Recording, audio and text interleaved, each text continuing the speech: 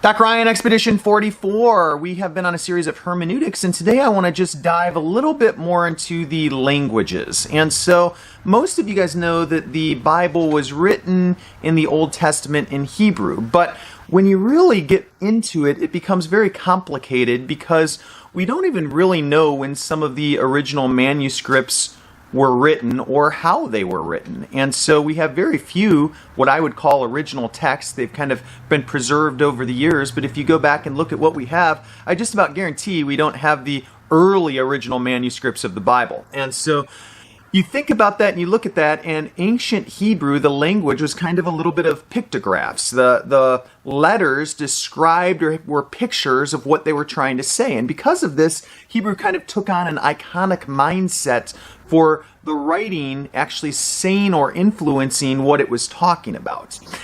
As the language progressed, we get things like punctuation, and then the language is kind of in and out through history of being lost and forgotten to coming back. And even in the last 100 years, we've seen this with Israel coming back as a nation, and we've seen them try to bring back Hebrew as the main language.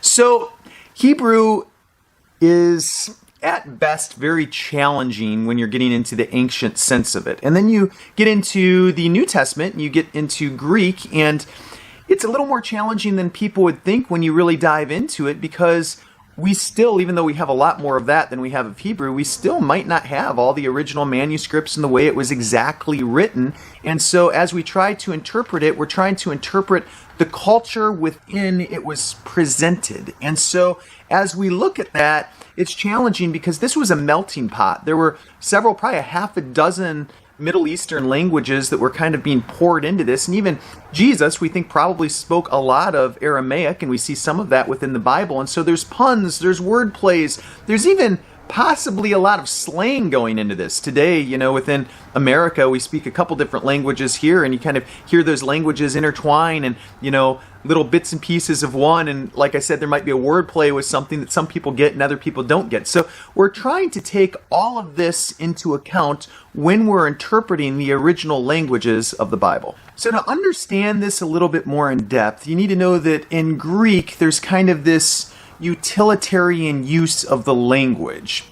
So it's more in terms of thinking of an arbitrary reference to describe experiences. That's kind of the best way to say it. So this experience needs to be reduced to, let's say, a principle. Does that make sense? This is often the concept, or maybe even called a paradigm, for people to understand how Greek was really used. So for instance, you take a word as simple as men. And so when you use this word men, the Greek doesn't necessarily contain anything about that particular word to being human, so you can substitute some different words in Greek and it would be the same. But you see, Hebrew is different than that. But now in Hebrew, when you take the same form, you get that ish. And when you see this, there's this idea of being a human male that just doesn't carry over to Greek. It can't stand on its own without losing something in translation. And so this is really hard because not very many people really have a great concept of Hebrew, and it's difficult. It's really in-depth. I don't know that I recommend a lot of people really diving in, but it's one of the challenges that we have in interpretation. And so if you don't understand how this Hebrew form, the ish, works, and then when it gets carried over into Greek, you might be left out for dry, not really making sense of it. So Hebrew is different than any other language because it's more of a thought form within the language, and you don't even get close to this in Greek. So this is pretty involved Hebrew, and trying to explain it even to people that have had maybe a year or two of Hebrew in seminary, there's still a disconnect. So I'm going to try to do the best I can. You see, there's a connection between words, and it's kind of like a puzzle because the Old Testament spans thousands of years, unlike the New Testament, which was considerably written over a shorter amount of time. Some words fit here, some words don't fit. Somebody really, like a rabbi, would look at the way some of the things are explained in Hebrew and go, no, I don't think that works, because he understands that the words are connected, and it's not really theologically connected. It's more in the way that they connected throughout the span of the scripture to mean certain things. And because of that, Hebrew, particularly in the Old Testament, is really interconnected. So you see things written really early in the Old Testament and then almost to the era of the New Testament, and the writing connections, you might even call it some ways the styles, link them and lock them together to keep you thinking clearly in those same directions and not getting off. Where in Greek, again, things just kind of have a much more specific meaning to the words, and so you see much more theologically driven sets of words than you do in the Old Testament, where you see the Hebrew explaining one word set at a time. So this is one of the things that really drew me to Hebrew, is when you see the same word sets, typically the authors were thinking similarly. Where in the New Testament, that's not the case. So the New Testament Greek thinks more theologically in terms of domains of structures of the whole idea. So when you have one author speaking here and writing about something using the same words and another author down here, just because they're using the same words doesn't necessarily connect them to the same theological mindset. It's more of the meaning that is together, less word-oriented. So this is great and frustrating both at the same time. So one of the great things about Hebrew is that if you understand a lot of the key words of the Old Testament, you hear me talking about kadosh or nephesh a lot. And when you hear me saying those things, it's because those are key words that are locked to other words in this puzzle-like way that kind of create the story. Where in the New Testament, it's a little bit more abstract. It's a little bit more drawn out in terms of the message and the context or the socio-rhetorical viewpoint of the author rather than it is the words connecting each other. So like I said earlier, you might have one author here in Ephesians and another author of John, and they might be completely different interpretations, even though they're using similar words. So then you ask, well, how complex is it to get into the Hebrew, especially after seminary students take maybe a year or two of Greek and they feel like they have a pretty good understanding of the Greek language, but then they look at Hebrew and they go, oh my goodness, I just feel like I'm totally lost. Should I dive into this? And I think most people, even Bible scholars, there's very few people that really have a great understanding of Hebrew. You see a lot of rabbis that have spent their life, immersed into that culture and also into the scripture, and I think they have a really good understanding of the language, and most of them are even speaking a newer form of it now, but it's all kind of interconnected that way. But to people that don't really have any concept, or it's not necessarily in their family or traditional heritage or growing up to understand or know or even speak any of that language, I think understanding certain words, because they're what's important. They're what connects the scripture. That's what's really good. So when you look at the way the Bible Project, for instance, one of my favorite, Tim Mackey and company, approaches Hebrew, they really spend a lot of time just doing word studies, and that's because if you understand the important words of Hebrew, you're going to get it.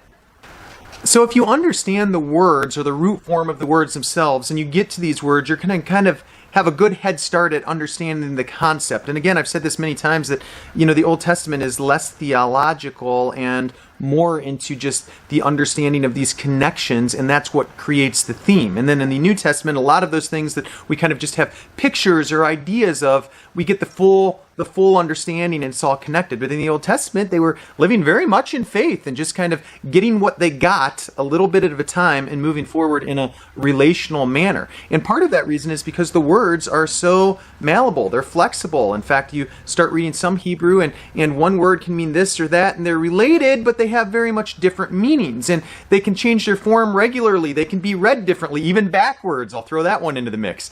And there's all this kind of stuff, but it's important to maintain the original construction of the way the language was supposed to work in order to get the understanding of it. And that's really why Hebrew is so complex. So this is really hard for people to understand, even that have some understanding of Hebrew. And one of my favorite Hebrew linguists used an explanation that I'm going to kind of do. If I just quoted it, I think I'd lose half of you guys. So I'm going to paraphrase it a little bit and try to use it in a way for you to understand it. And you might need to look these words up a little bit in order to follow along, or this just might not be your cup of tea too. But in Genesis 2:25, there's a word for naked here. And then in Genesis 3:1, there's a word for crafty.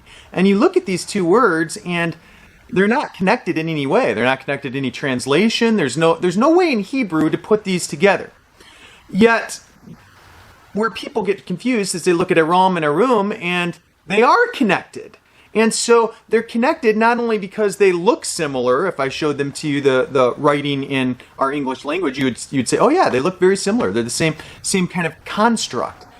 And because those two words are crafty, naked, connected that way, you kind of go back and you might think that all of the words in Hebrew that mean those similar things are connected, yet they're not. So this is very hard and very complex for students that are looking at these words and trying to understand how this word might mean crafty and this word means crafty, but these two aren't connected in any way. Yet when you see this version of crafty and this word of naked, they're connected. Do you see what I mean by just, it can be uber frustrating, but when you understand that, then the Old Testament scripture really becomes alive because you understand the connections of the words that are all linked together.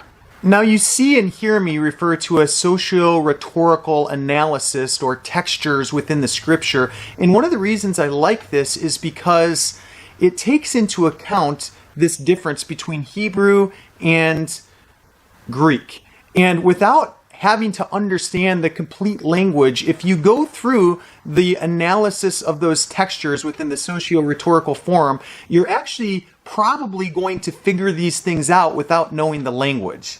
This is so important. So what I'm saying here is you hardly have to know Greek and Hebrew, but if you follow this socio-rhetorical format of understanding scripture, go through the different points of it, you're going to figure it all out anyway. So me approaching it from understanding what the Hebrew roots mean and how they're connected and all this stuff is likely going to come to the same conclusion within a text of you if you use the socio-rhetorical form. Now, which one is easier to master? Well, looking at the socio-rhetorical interpretation, that's a lot easier. You can understand that without really diving into a lot of the words. Now, it's incredibly helpful, especially when you get to the third and fourth points, to have some concept of what the original language and words meant, but you can find that by doing research and not knowing much about the words yourself. All right, so just getting back to the understanding, we're going to put all this together. Now, if you have kind of a Hebrew rabbinical mindset, you're going to take that into the Greco-Roman world, and most of the Greek written things within the Bible have very much a Hebraic mindset. And so if you don't understand that, and then you try to come into that Greco-Roman world without it, you're really going to be lost. And it's really amazing to me that even within the culture of the time that the New Testament was written, people were really more immersed into that Hebrew way of thinking than they were into the Greco-Roman way of thinking when they were related to biblical things and the Messiah and all that. So even when you're reading Greek, a lot of people today kind of read Greek with a westernized mindset, and that's one of the problems. You really have to read the Greek of the New Testament with a Hebraic mindset to fully understand what they meant within the culture and within the times that it was being written.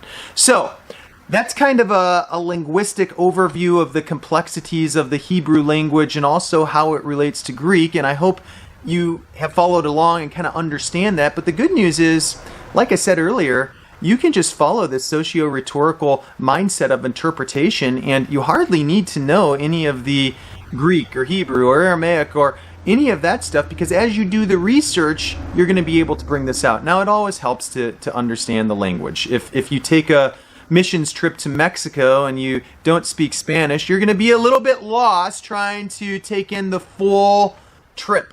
Where if you might have had 2 or 3 years of Spanish in high school and even just understand the basic part of sentence structure and words and things like that, and you go on a trip, it's going to come back pretty quick, and you're going to start making sense of things a lot faster. And so there's always an argument that if you can kind of dive into a basic understanding of the biblical languages, you're going to be a little better off, but that doesn't mean that you have to or that you can't have the drive to understand without that concept of understanding.